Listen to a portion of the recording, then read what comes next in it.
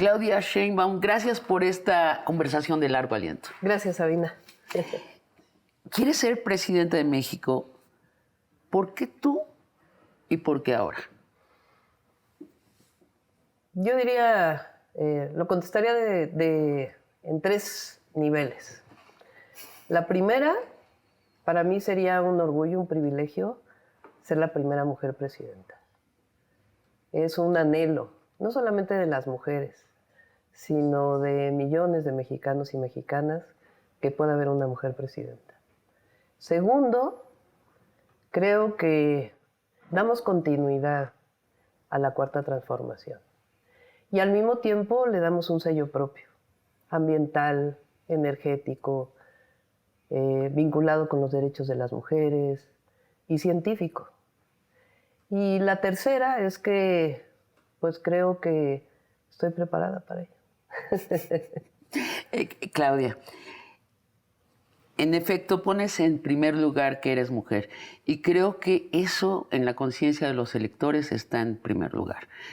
Tener una presidenta mujer. El valor simbólico de esto es enorme, lo cambiaría la percepción de qué es ser mujer en cada casa de México, en cada cráneo de cada mexicano.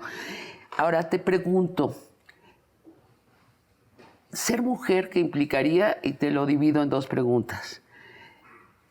¿Gobernarías de ser electa presidenta de una forma más femenina? ¿Y qué significa eso? Yo creo que ser mujer, el solo hecho de ser mujer, pues te da unos ojos distintos de ver la realidad. Las mujeres construimos nuestra historia personal y social, pues a partir de limitaciones distintas a las que tienen los hombres. Y al mismo tiempo el ser mujer te da una visión, pues quizá protectora, de vínculo con los niños, particularmente con la infancia, y con las otras mujeres. Es una visión distinta. Pero al mismo tiempo es una visión de mujer, pero vinculada con lo que es el proyecto de nación que nosotros representamos. Nosotros me refiero al movimiento de transformación. La gente habla mucho de que está muy polarizada la sociedad. ¿Tú crees que tú traerías un ambiente distinto? Bueno, a ver, ¿polarización en qué sentido? Yo creo que hay muchos pleitos, pues. Muchos dimes y diretes, mucha discusión de todo, de todo. Sí. Hay como se perdió un centro. Yo creo que hay una parte que antes no se debatía, como se debate ahora, con tanta libertad. Y yo creo que no hay que tenerle temor al debate.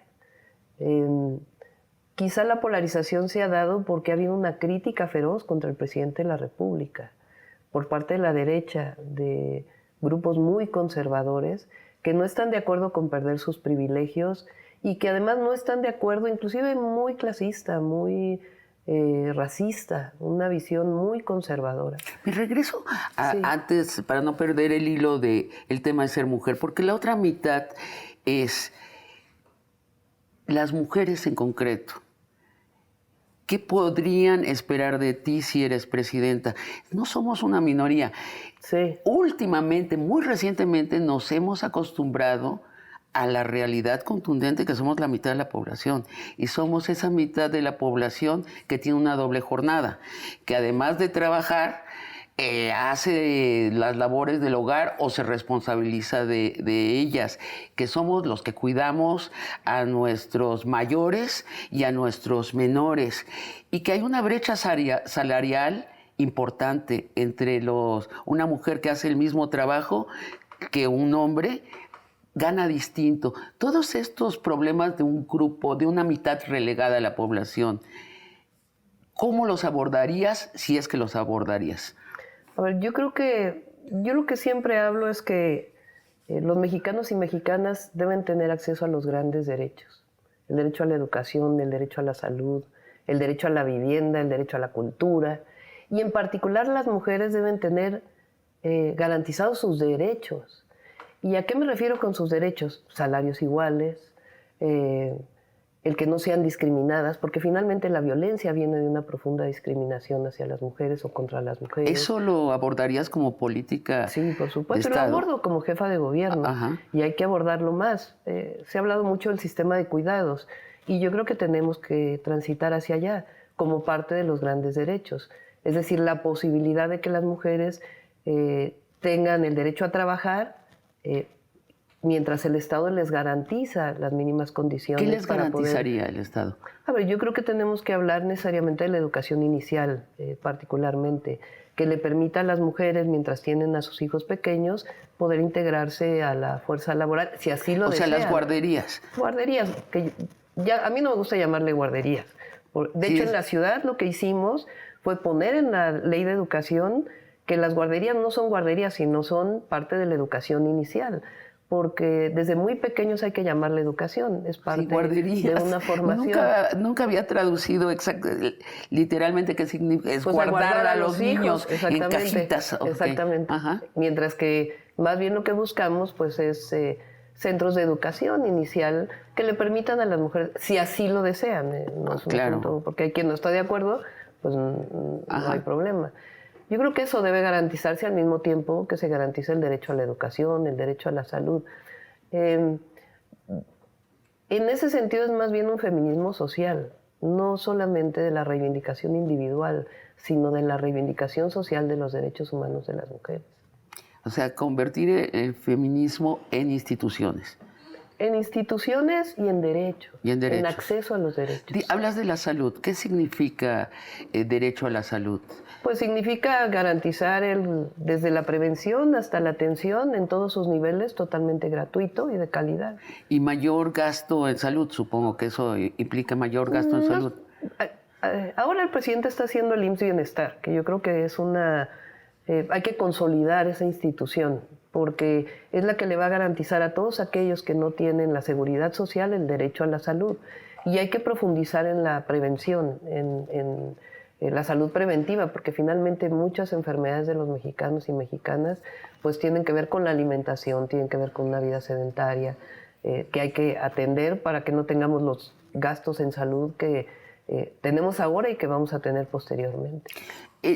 Dices que sería una continuidad con un sello personal o particular, dijiste. Sello propio. Ajá. Sello propio. ¿Qué continuarías del gobierno del presidente López Obrador y qué cambiarías? Más que cambiar, grandes trazos. Sí. A ver, ¿qué continuaría? La esencia. La esencia que es un gobierno del pueblo y para el pueblo.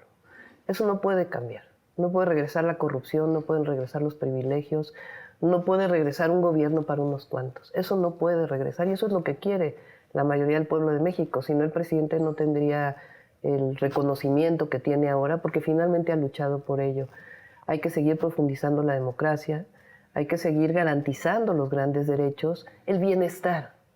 Lo que nosotros anhelamos es que el pueblo de México tenga bienestar, hombres y mujeres, desde los que viven en el campo hasta los que viven en las ciudades, desde los que viven en el norte hasta los que viven en el sur. Y al mismo tiempo, pues yo he tenido, primero soy mujer, segundo, pues yo tengo una historia científica y yo creo que hay que profundizar en el desarrollo científico y tecnológico de México. Creo que toda esta nueva oportunidad que tiene México en términos de lo que se ha llamado el nearshoring, etcétera, tiene que traer bienestar, no solamente tiene que traer inversión y tiene que profundizar en el desarrollo educativo y el desarrollo tecnológico y científico de nuestro país. Y al mismo tiempo pienso yo que hay que profundizar más en las fuentes renovables de energía. La garantía de esta base de soberanía energética que está dejando el presidente y hacia adelante profundizar en las fuentes renovables y la visión sustentable del desarrollo energético. Tocaste muchos puntos. Sí. Nearshoring. Cuando entrevisté a Marcelo Ebrard hace como 2 meses, Marcelo basó prácticamente su proyecto de posible presidente en el nearshoring. Dijo, hay 400 empresas que quieren entrar a México, tenemos que trabajar para dejarlas entrar. Ese es el viento y nosotros tenemos que ajustar el velero.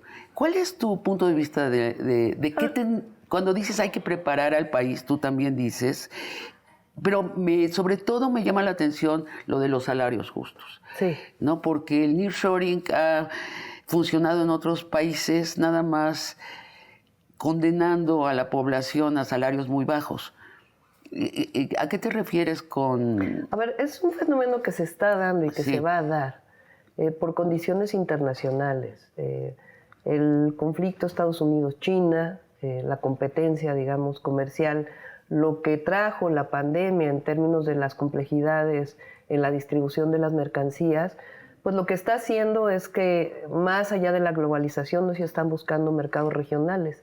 Y la oportunidad que tenemos con el tratado con Estados Unidos y Canadá, el nuevo tratado, pues permite que México sea quien reciba una buena parte de las inversiones por la cercanía que tenemos pues, del mercado más grande del mundo, que es Estados Unidos. Qué bueno, ¿no? Ahora, el asunto es cómo hacemos esas inversiones o cómo atraemos esas inversiones.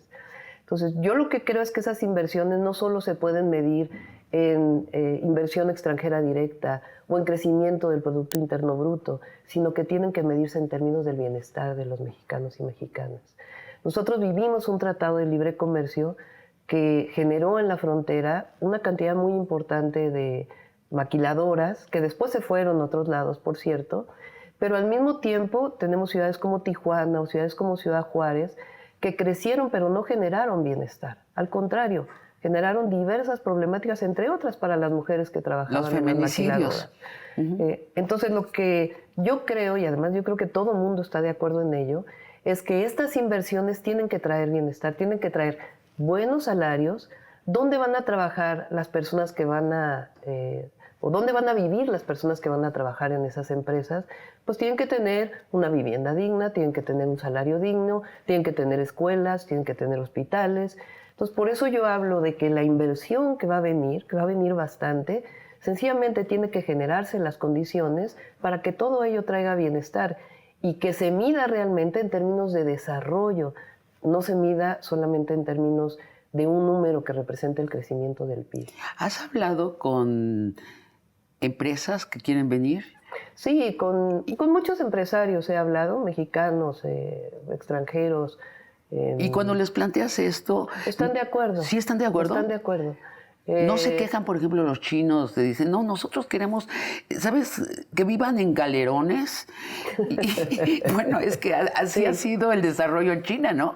Vivan en galerones y se suicidan un 3% al mes, no importa. Yo creo que el desarrollo no se puede medir en términos solo de ganancias, sino que se tiene que medir en términos, repito, pues de los grandes derechos a los que deben tener acceso. Y entonces sí lo toman, sí son receptivos a esa actitud. Muchas veces lo que dicen es, bueno, ¿cuánto tiempo nos vamos a tardar en planear? Vamos a perder las inversiones. Pues no se trata de eso. Y también de los recursos naturales, donde está el agua, donde está la energía. Es decir, un mínimo sentido de planeación que no requiere grandes años de planeación, sino sencillamente parques industriales que tengan al mismo tiempo lugar para los trabajadores. Y yo creo que en eso estamos de acuerdo, es sencillamente acelerar ese proceso para que se pueda dar. Por ejemplo, los parques industriales que está planteando el presidente vinculados con el Tren Maya, el transísmico, pues evidentemente son parques industriales que tienen que tener pues espacios en donde vivan las personas que van a trabajar en esos parques industriales y que esa zona de desarrollo del país pues no solamente sea en términos de los parques y dónde va a vivir la gente. Entonces, es un capitalismo con vigilancia del Estado. Y con bienestar. Vamos a un corte y regresamos.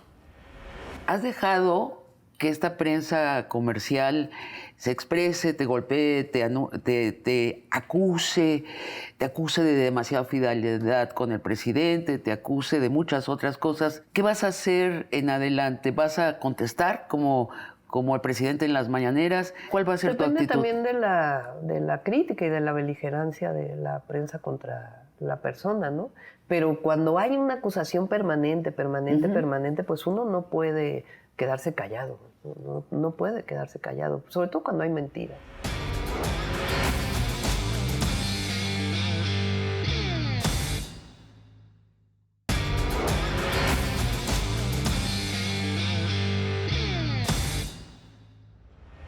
Claudia, Hablemos de economía y de distribución de la riqueza en específico. En México hay 3 señores que tienen la misma riqueza que la mitad de los mexicanos. O sea, 3 señores tienen la misma riqueza que 65 millones de mexicanos.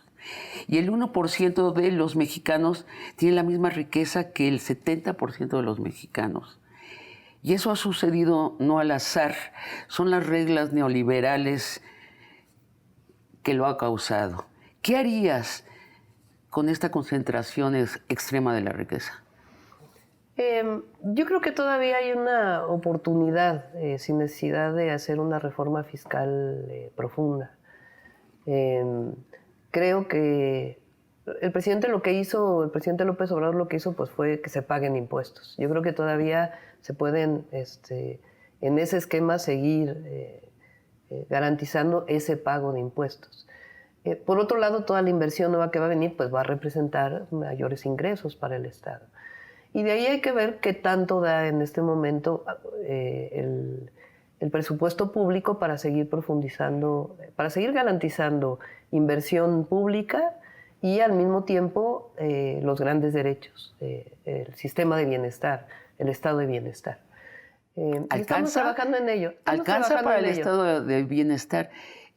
Estamos trabajando en ello para ver exactamente, las inversiones públicas han representado, lo dijo el presidente ahora en el 18 de marzo, alrededor de 1 billón de pesos. La garantía de los derechos en los programas que están establecidos en la Constitución y otros programas sociales son alrededor de 400,000 millones de pesos. Lo que hay que ver es hacia adelante la garantía del derecho a la educación, desde educación inicial hasta educación superior, la garantía del derecho a la salud, cuánto representa en términos económicos, lo que garantice el sistema de cuidados y al mismo tiempo seguir manteniendo un esquema de inversiones propias que tienen que ver con inversiones principalmente energéticas, quizá. Entonces estamos haciendo ese cálculo de qué significaría y en todo caso, si no, pues tendría que ser algo por consenso, no podría llegarse a imponer, creo yo, un sistema distinto. Me intriga tu primera persona plural. Cuando dices estamos... Ah, sí, pues es un equipo. Un equipo. Es un equipo. Tu equipo. Sí, un equipo de trabajo que hemos estado trabajando en sobre todo los cálculos, los números y hacia adelante qué significaría. Y para las clases medias, han sido muy golpeadas las clases medias durante la pandemia. ¿Qué proyecto tienes para las clases medias?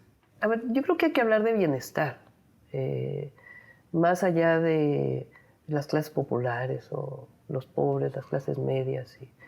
Yo creo que todavía tenemos que seguir trabajando por el bien de todos, primero los pobres. No hemos erradicado la pobreza.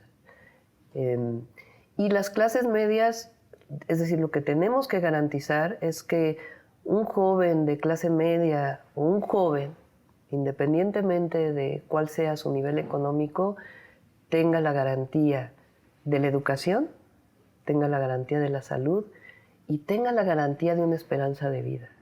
Eso significa empleo, significa poder formar una familia, significa vivienda.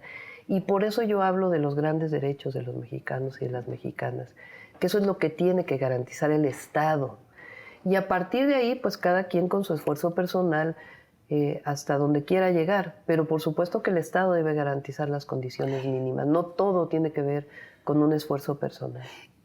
¿Podrías enumerar esos derechos? Esencialmente es el derecho a la educación. ¿Hasta la superior?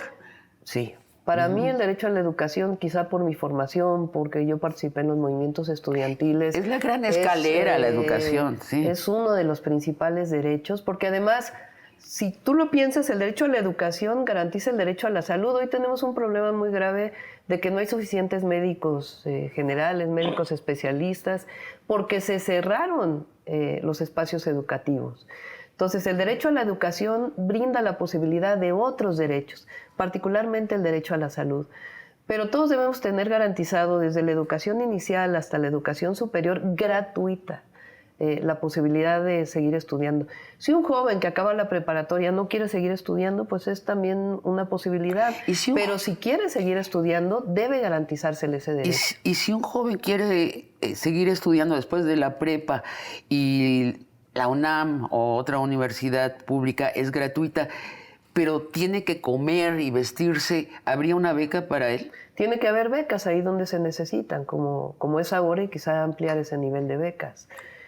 Pero el problema hoy, aún con las becas, con las universidades Benito Juárez, nosotros aquí en la ciudad hicimos 2 universidades, la Rosario Castellanos y la Universidad de la Salud. Hoy tienen en conjunto 40,000 jóvenes estudiando que antes no tenían el derecho a la educación. Son gratuitas, son de calidad, y nos ayudó humanistas, científicas, y nos ayudó la UNAM, la UAM, el POLI a formar estas universidades. Y yo creo que cuando yo participé en el movimiento estudiantil en los 80s, se decía que quizá fueron uno de los primeros movimientos estudiantiles en contra del neoliberalismo. Y entonces se decía que los estudiantes no valorábamos la educación porque no pagábamos por ella. Sí. Y que gastábamos más en una cajetilla de cigarros, así decía Carpizo, que en la educación. Y nosotros lo que defendimos entonces, y lo defiendo ahora, es que la educación no es una mercancía, no es un asunto de pagar por ella, sino que es un derecho. Y yo creo que debe garantizarse eso. Y la educación media superior. Hoy hay un examen que a mí no me parece ese examen, el examen del Comipems, por ejemplo. Tú en Estados Unidos vas a la preparatoria que te quede más cerca de tu casa. Uh-huh. En México no. Sales de la secundaria y tienes que hacer un examen para ver a qué preparatoria vas. Y dependiendo de la calificación te orientan a una preparatoria o a otra. Sí, tenemos que garantizar pues un bachillerato en donde vayas, por supuesto si quieres un bachillerato técnico que lo puedas elegir, pero que no tengas que pasar un examen y dependiendo de tu calificación a los 15 años te limiten las posibilidades de desarrollo. Dijiste derecho también a la salud pública y gratuita. ¿Y qué otros derechos? A ver, yo creo que el derecho a la vivienda debe de garantizarse. ¿Debe garantizarse para todos? Sí, a través de mecanismos tanto del Infonavit como otros mecanismos que permitan pues garantizar las condiciones mínimas de vivienda. Estamos viendo lo que está pasando en Estados Unidos. Y en la Ciudad de México nosotros hemos buscado promover la vivienda accesible. En Estados Unidos ha subido tanto el nivel de las rentas y del acceso a la vivienda que mucha de la situación que se está viviendo de personas sin casa tiene que ver con que no tienen acceso a la vivienda. Sí. Entonces debe garantizarse mínimamente las condiciones para tener una vivienda o poder rentar una vivienda. ¿Y podría ser? O sea, ¿México tiene la capacidad? Yo creo que sí. Mira, se hizo tan mal antes que hoy tenemos 600,000 viviendas abandonadas. ¿En dónde? Pues todo este programa que se hizo a través del Infonavit y de desarrolladores inmobiliarios que se hicieron fuera de los núcleos urbanos y que hoy son un problemón. ¿Y están allí? Están ahí abandonadas. ¿Y se haría lo necesario para que fueran habitadas? Pues esas no sé, porque tienen el problema de que están lejos de las zonas urbanas, pero digamos, hay las condiciones. El presidente López Obrador cambió el esquema del Infonavit y hoy tenemos mayor acceso a la vivienda, pero hay que profundizar en ello. Pero hay otros accesos que son importantes también, el derecho a la cultura, el derecho al deporte y el derecho a un salario digno. Yo creo que... ¿Qué quiere decir el derecho a la cultura? Por razones evidentes me importa esto mucho. Que no mucho. Dependa del ingreso que tú tienes, sí, poder acceder a actividades culturales. En México no ha existido eso de que el Estado garantice el acceso de todos los mexicanos y mexicanas a la cultura desde... Estoy tratando de hacer memoria, pero creo que desde Echeverría, si no me equivoco, y si no es López Portillo, o sea, hace más de 30 años. ¿Sí piensas que el Estado debe garantizar el derecho a la cultura? A ver, vivimos en este periodo con el presidente López Obrador y nosotros en la jefatura de gobierno. O sea, no se nos debe olvidar que vivimos una pandemia de 2 años con una caída del Producto Interno Bruto aquí en la ciudad fue de más del 8%. Sí. Y evidentemente eso redujo ingresos y generó una condición en donde tuviste que tomar prioridades frente a otras. Pero si tienes una condición de mayor crecimiento, de mayor desarrollo, puedes también disponer de recursos para poder... Y finalmente ese es el anhelo y hacia allá tienes que trabajar. A mí me preocupa en ese sentido una cierta ala de la izquierda que piensa que la cultura de veras de México es la cultura de los mexicas de hace 500 años. También, pero también somos mestizos. Sí, pero también durante muchos años, y también esto es se quiso olvidar, bueno, se hablaba del fin de la historia, sí, no, bueno, la verdad. Y la verdad es que se quiso abandonar y olvidar pues la grandeza de México, que mucho viene pues de las culturas originarias. No, yo estoy totalmente de acuerdo. Además, creo que tenemos que dejar de decir artesanías. Creo que es un insulto. Arte popular, es arte o de origen, de raíces más precolombinas. Pero me asusta a veces este fatalismo de cierto sector de la izquierda de decir, no, todo lo que hay en medio entre los aztecas y nosotros hay que olvidarlo, ¿no? Sí, pues mira, por ejemplo, ahora con el proyecto Chapultepec Naturaleza y Cultura se está haciendo una nueva cineteca, se está haciendo la Bodega Nacional, que va a permitir además la exposición pues, de artistas jóvenes. Entonces yo creo que tiene que promoverse además la educación artística, que es pues parte de sí, claro, en las escuelas, cultura, ¿no? Sí. Que se quitó, digo, se quitó desde el civismo hasta la educación artística, hasta el deporte se quitó. Hacernos contadores de dinero a todos. Así es. Claudia, sobre esto, sobre tu pasión ecologista, en la Ciudad de México está el proyecto Chapultepec, que va a cambiar la vida de los citadinos. Has remozado y fundado nuevos parques.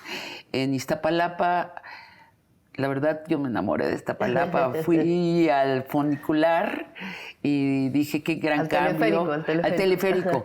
Y las utopías que están en los centros de cultura y deportes. Para el país, si llegas a la presidencia, ¿qué tienes planeado? Bueno, así como todo planeado todavía no está. No, pero una visión general. A ver, yo creo que uno de los grandes temas de la ciudad y del país es el agua, los recursos hídricos. Y ahí ahora está haciendo inversión en presas y en garantizar el agua a lugares, por ejemplo, La Laguna, que tiene un problema de contaminación muy grave, o lo que se está haciendo en Monterrey, pero tiene que haber un plan hídrico para el país que garantice el derecho al agua, el derecho al agua. ¿Sí? Y eso tiene que ver con recursos ambientales también y con la protección de los bosques. Y por otro lado, en las ciudades tiene que fortalecerse, y hacia allá vamos, la electromovilidad, pero no solo la electromovilidad del automóvil individual, sino no solo Tesla. Estamos hablando de transporte público, y yo creo que ahí hay un potencial enorme. Aquí hemos hecho un proceso de electromovilidad para el transporte público muy importante, y creo que es una orientación para todas las ciudades. Que se podría generalizar en todo el país. De nuestro país. Y por supuesto, los recursos naturales en general, que ahora se ha trabajado mucho por el fortalecimiento de las áreas naturales protegidas, particularmente en el sureste, y Sembrando Vida es un programa importantísimo para la revegetación del país. Y lo que tiene que ver con el cambio climático, que finalmente es el proyecto de poder tener al menos 40%, 50%, yo creo, hacia los siguientes años de disminución de las emisiones de dióxido de carbono. Y gran parte de eso es el transporte público, ¿no? Transporte público, industria, generación eléctrica. Se deben preocupar los empresarios de nuevas restricciones en cuanto a sus emisiones. A ver, ahora, por ejemplo, se acaba de modificar se llama la NOM 001, que es una de las primeras normas ambientales que se hizo en el país para las descargas de aguas residuales. Es un proyecto que en los próximos 3 o 4 años tiene que estar listo. Entonces, yo creo que tiene que ser combinado, tanto fortalecimiento de las normas ambientales como el desarrollo de nuevas tecnologías, que es algo que ha ocurrido en todos los países del mundo, y que también México pues, no ha sido exento de ello. la disminución de la contaminación atmosférica en la Ciudad de México, pues tiene que ver con eso, con nuevas normas que se hicieron. Nosotros aquí generamos una condición para que los vehículos, dependiendo de sus emisiones, tuvieran la calcomanía cero o doble cero, no solamente por ser nuevos que tuvieran la doble cero. Cuestiones de ese tipo, pues que te van generando mejores condiciones ambientales, atmosféricas. Violencia y seguridad. ¿Cómo disminuir el crimen en el país? A ver, yo creo que la apuesta que ha hecho el presidente hacia los jóvenes, esa no se puede abandonar. Durante tantos años fue la guerra contra el narco, porque fue de Calderón, pero Peña Nieto no tuvo una política distinta. Que había que poner un alto a ello y orientar hacia la protección, ayuda, apoyo a los jóvenes de México, a las y los jóvenes de México. Tanto el programa Jóvenes Construyendo el Futuro, como en general todas las condiciones de bienestar. Entonces eso es lo mejor, quitarle a las bandas delictivas esa base social de la que han ido adquiriendo, y eso solo con bienestar, porque un joven, una joven que se acerca a una banda delictiva es por razones económicas y también porque no ve esperanza o no ve aventura o no ve la posibilidad de una vida en otro sitio más que en ella. Y eso hay que generarlo. Y al mismo tiempo, que también lo hace el presidente, aunque no le pone tanta importancia en su discurso, es la cero impunidad. O sea, yo creo que son las dos cosas, la prevención y la cero impunidad. Y eso tiene que ver con tener una Guardia Nacional, policías, y al mismo tiempo una fiscalía que esté vinculada con las policías, que cada delito que se cometa pues tiene que ser sancionado. Son las dos ramas, y en eso pues nosotros hemos hecho una estrategia que le llamo de 4 ejes, que es atención a las causas, más y mejor policía, inteligencia e investigación y coordinación. Esa es nuestra política de seguridad. Y esa es una política de seguridad que a nivel nacional en realidad se está siguiendo, y yo creo que hay que fortalecerla. ¿Tienes pensado a tu secretario o secretaria de seguridad? Todavía no. Todavía no. Porque hay Harfushana diciendo que él no puede hacer ninguna otra cosa, bueno, yo quisiera porque va a ser el secretario de seguridad. No, pues por supuesto que yo quiero que se venga conmigo a trabajar, ¿no? Te pregunto cosas que dice nuestra prensa. Pero te voy a decir una cosa, Rosicela está haciendo una excelente labor, la verdad. Entonces no está decidido. No está decidido, pero de que queremos que Omar se venga con nosotros. Te digo cosas que dice la prensa de manera unánime. ¿Estamos militarizados? A ver, el ejército está haciendo labores de seguridad. ¿Eso quiere decir militarización? Pues no. O sea, porque militarización, desde mi perspectiva, querría decir que la condición de la fuerza por encima de la razón y del derecho es la ley. Y aquí no es eso. O sea, no estamos ni hablando de que los militares hoy están definiendo la política de seguridad. No. La define el presidente, la definen los civiles. Pero el ejército está apoyando labores de seguridad. ¿Por qué? Pues porque no tenemos policías municipales en muchos lugares del país, porque no tenemos policías estatales en muchos lugares del país, porque la Guardia Nacional apenas se creó hace 3 años y apenas se está consolidando. Entonces, quitar al ejército significaría dejar en el desamparo a muchísimos millones de mexicanos y de mexicanas.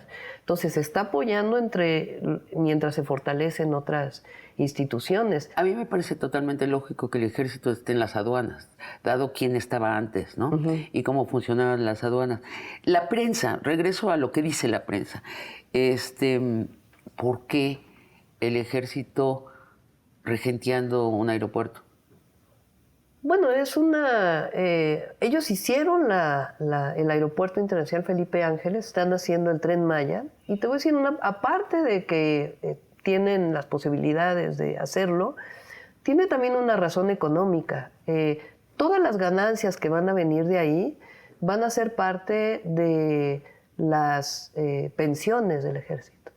Entonces también le estás dando una salida de largo plazo al propio ejército en términos de sus pensiones. Ocurre en otros lugares del mundo, a mí no me preocupa eso. Es mucho más preocupante lo que ocurrió antes de la guerra contra el narco, que fuera de la ley se definían políticas, ahí sí, de mata en caliente y de que no te importan los derechos humanos. Regreso a la prensa. Sí. Cada que digo la prensa haces... no haces así, pero hay un leve... Pero quiero hablar de eso. Tenemos hoy por hoy dos grandes generadores ideológicos en este país. Es la prensa comercial y las mañaneras. Y son dos narrativas que cada vez son más divergentes. Con sus excepciones, ¿no? Pero, con sus excepciones. Sí. Pero en efecto, o sea, muchos medios de comunicación se volvieron los voceros del régimen anterior. Ese es el problema. Por supuesto que hay libre expresión y tienen todo el derecho de decir una u otra cosa, pero también el presidente o la jefa de gobierno, los gobernantes, tienen derecho a decir, a ver, lo que se está diciendo en este medio es mentira. O este medio, pues, es un vocero del conservadurismo. O sea, y sacar las cuentas anterior del medio y decir, este medio lo está pagando fulano de tal con dinero. ¿Te parece...? Lo que pasa es que hay una falsa moral en muchos periodistas, o periodistas, entre comillas. La verdad, o sea, sí, no. critican al otro, pero no permito que me critican a mí. Entonces, cuando tú dices, a ver, este personaje tiene todos los millones y millones y millones y tiene no sé cuántas propiedades, tiene no sé qué, y tiene no sé qué, y tiene no sé qué. ¿Y quién sabe de dónde salió? ¿Y quién sabe de dónde salió? Bueno, porque en el periodismo hay un lema, perro no come perro, pero también es... Oso no come perro, nadie come perro, o sea, los perros periodistas estamos libres de indagación. Esta ha sido la regla hasta hace poco. Sí, pero tú ves excepto un cuando medio como Latinos, por ejemplo, sí, claro. O sea, por quién está financiado, cuál es su papel. O sea, no es un medio de comunicación, es un medio de odio contra el gobierno y de difusión en contra del gobierno. Es decir, no hay ninguna, o sea, digamos, ¿cómo me dirías la objetividad? Pues que hubiera un punto de vista y el otro punto de vista, ¿no? Que no hubiera solamente un punto de vista. Pero peor, cuando dices mentiras para poder dañar a un personaje público, entonces ahí es donde quedó el periodismo, ¿no? Sí, en ese sentido, ¿estás preparada? Ah, bueno, pues ya hemos vivido mucho, la verdad. Ya hemos vivido mucho. No, sí. Porque yo coincido, la prensa comercial, un sector importante, se ha convertido en propaganda. Sí, exactamente. Y son activistas, son militantes, tienen sus propios candidatos muy definidos y tú eres el candidato o la candidata puntera en este país. ¿Estás preparada para el embate que te viene? Porque sí. Hasta ahora has estado relativamente suave. Bueno. Sí, no, es que bueno, se está jugando un país... Uno de los países más grandes del mundo geográficamente, la cabeza de Latinoamérica, la entrada a Latinoamérica, lo que vincula dos océanos.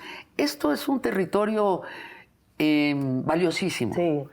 Yo creo que lo que te pone los pies en la tierra y te da la fuerza es las convicciones. La convicción en un México con justicia y lo que representa a uno. Porque ahí, si tú me preguntaste, ¿por qué quieres ser presidenta? Y para mí no es un asunto personal. Yo creo que es un asunto de proyecto. Es un proyecto de nación que hay que darle continuidad por el bien del pueblo de México. Y ahí es donde está la fuerza. Ahí es donde está la convicción. Ahí es donde te plantas. Porque de otra manera, si te pones a leer el Twitter, pues entonces Entonces, lo que yo por eso digo, ahora, no se nos debe de olvidar cuáles son las causas por las que luchamos, porque yo pienso que aunque sea jefa de gobierno, yo sigo luchando por un México con justicia. A ver, hay esta lectura, parte de lo de la prensa comercial, que vivimos en una presidencia imperial. Yo no veo esa presidencia imperial, yo veo una presidencia que manda cosas al legislativo y se las rechazan, las manda al judicial y se lo rechazan, tiene que negociar con la oligarquía, tiene que soportar y contestar a una prensa comercial que ya es una emisora ideológica. Es decir, ¿cuál es la visión que se acerca a tu visión? Esto de una democracia en donde el poder presidencial está negociando, enfrentando, haciendo pactos, o sea, en una continua movilidad con los otros poderes, o sí es una presidencia imperial. Fíjate la paradoja. En el 2006 hubo un fraude electoral en contra de Andrés Manuel López Obrador. En el 2012, llámale fraude o no, una compra de votos masiva en contra del presidente, hoy presidente López Obrador. Y el movimiento que encabeza el presidente, hoy presidente, pues luchó siempre por la democracia, por la vía pacífica, construyendo y cambiando la conciencia de la gente. En el 18 se gana porque hay una mayoría que vota por este proyecto. ¿Tú crees que se va a traicionar eso como presidente de la República? Es el único presidente que ha puesto su presidencia a votación de la gente en el 4º año de gobierno. Es decir, la revocación de mandato no la hace cualquier presidente en el mundo. Y él la hace para sí mismo. Es decir, ¿quieren que me vaya? Me voy. Yo veo presidente... Entonces, la defensa de la democracia, pues, es parte de la esencia del movimiento que nosotros representamos. Yo coincido, yo nunca he visto a un México más democrático y yo veo a un presidente desequilibrando el arreglo que había entre los otros poderes. Ahora, para terminar en este segmento, hasta ahora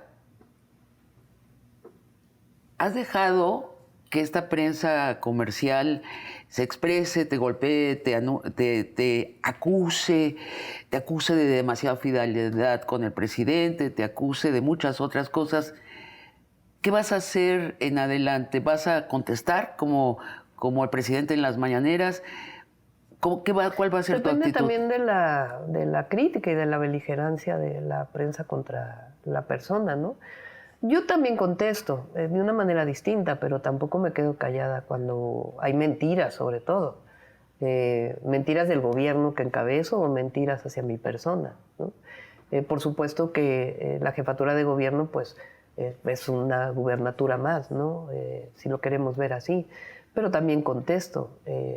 Pero cuando hay una acusación permanente, pues uno no puede quedarse callado. No puede quedarse callado, sobre todo cuando hay mentiras. Han dicho una cantidad de cosas tremendas, ¿no? A veces son tan chiquitas que uno ni contesta, pero hay que contestar. Vamos a un corte y regresamos a nuestro último segmento de conclusiones. Para ti, ¿cuál es la disyuntiva para el 2024? Seguir con el proyecto de nación que cree en el bienestar del pueblo de México o regresar al pasado de la corrupción y los privilegios. Esa es la disyuntiva.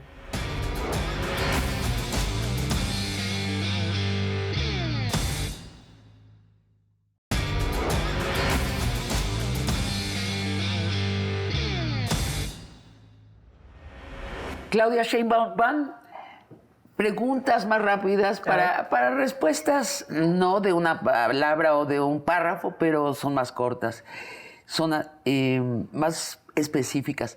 Sobre las fallas ocurridas en el metro, dijiste son fallas atípicas. ¿Qué quiere decir eso? Sí, las fallas recientes, en una buena parte tuvieron que ver con robo de cable, que fue una de las... ¿Quién lo robó? Pues parte de la investigación que se está haciendo, pero sí hay un nivel de delincuencia organizada vinculada con el robo de cable. Se ha escrito que hay un sindicato problemático, que está en disputa el liderazgo y que una sección le hace la guerra a la otra sección, todo dentro del metro. ¿Hay eso también o no? En términos del sabotaje, digamos que pudiera llamarse así, fíjate, hubo una nota de un tren en Francia que le robaron cable y en 8 columnas decía sabotaje en el tren, y acá Por la misma razón nosotros decíamos que había fallas atípicas. Pero, disculpa, te pido la precisión. O sea, ¿el robar cables con la intención de hacer daño al metro o nada más de robar el cable? Yo creo que cable? también fue intención de dañar al metro, sí. ¿Y sabes o sospechas? Se sigue haciendo la investigación y ¿Vas a tener resultados? Sí, esperemos tener resultados. Y por eso fue la Guardia Nacional en el metro. Fíjate, llevamos ya muchas semanas en que no ha habido robo de cable, gracias a la presencia de la Guardia y a otras acciones que hemos emprendido. O sea, ¿de dónde está el cable, perdón? En muchos lugares está fuera del metro. Por ejemplo, en la línea 3, en una parte en la que es superficial, cerca de Indios Verdes, está por fuera de donde ve el metro, en el camelloncito que está pegado al metro. ¿Cortan?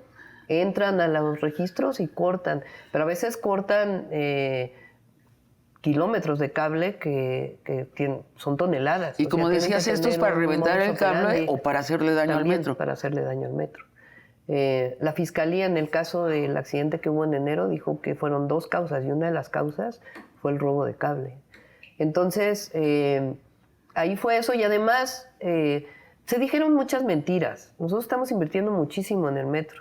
La renovación de la línea 1, el programa Metro Energía, un nuevo sistema de control para todo el metro. Ahora estamos invirtiendo más en todo el proceso de mejoramiento de los trenes, mejoras también en la forma de compras del metro, que también estamos trabajando en ello. Entonces vamos a dejar un metro muchísimo mejor que el que recibimos.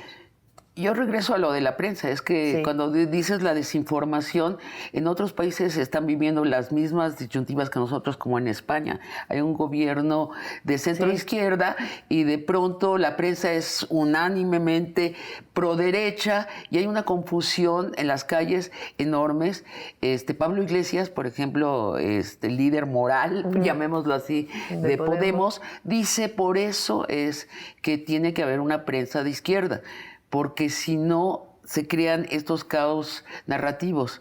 ¿Qué piensas esto de tener una prensa de izquierda? Yo también creo que debe haber y también la comunicación permanente. Ahí lo que dice el presidente de benditas redes sociales pues tiene que ver con eso. O sea, antes el medio era lo único, por eso se llamaba medio, ¿no? Medio de comunicación. O por eso se llama medio de comunicación. Ahora la gran virtud es que puedes comunicarte directo al gobernante con tus gobernados sin necesidad de la traducción de un medio de comunicación. Entonces sí creo que tiene que hacerse pesar más la opinión de muchas personas que no coinciden con las opiniones de la prensa escrita o comercial, pero también pues tiene que haber mucha más comunicación del gobernante con la gente, ¿no? Claudia Sheinbaum, ¿te da pánico Lili Téllez? Sin comentarios. Siguiente pregunta. La oposición, precisamente la prensa comercial, que es la oposición encarnada en los medios, está tratando de caracterizar la disyuntiva para la próxima elección como democracia o dictadura. Es muy claro, llevan 4 años haciéndolo. Yo que voy mucho a España, tengo una obra de teatro allí desde hace 4 años, y es exactamente la misma retórica, son los mismos logos, ¿no? O sea, son los mismos logos que en Colombia, en Chile. Aquí con el PAN, ¿no? Digo, por algo. Sí. Ajá. Para ti, ¿cuál es la disyuntiva para el 2024?